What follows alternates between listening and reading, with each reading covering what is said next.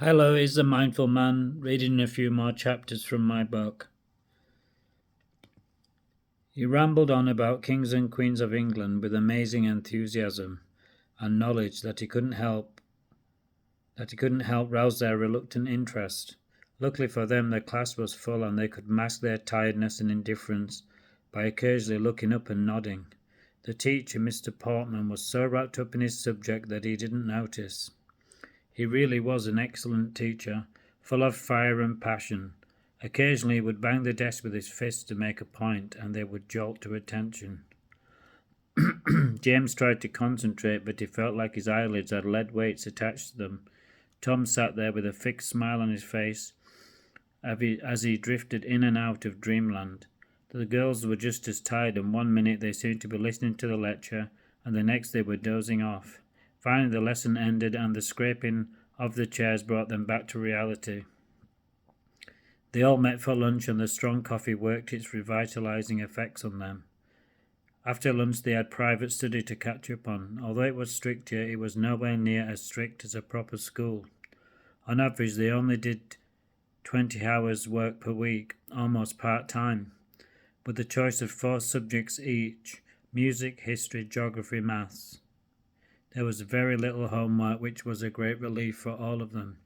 They had no internet and no telephone. Maybe this was a security measure to stop long-distance calls to relatives through the multiverse. But do phones work in the afterlife, they thought. No one was saying. They were in a similar but different world. If only we could tell our parents we were okay, said Lucy. I know, said Anne, it's so frustrating. I wish I could tell them that too. I'm sure they believe that, Lucy answered helpfully. Imagine the shock it would cause if people knew the truth. Yes, said Tom sadly, it's like UFOs. If people knew they were real, they'd panic. That's right, said James, and even then there'd be some people who wouldn't believe it. You can't win with some people. Even if it was live on TV, some people would say it was a fake, he said dismissively. Although Tom was outgoing, he was suspicious of most people, which he masked with sarcasm and wit. He was a complex fellow. James liked everyone, but he didn't like anyone to get too close, unless it was a girl. He was a believer in true love and a romantic at heart, but he kept that to himself. Tom excused himself and went to find Lucy, who was reading in the library. She was deep into a romantic novel.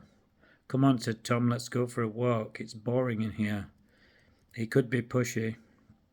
Hang on, said Lucy, let me finish this bit. It's quite exciting. Tom waited, exasperated. Then Lucy grabbed his hand and they set off. It was a lovely autumn day.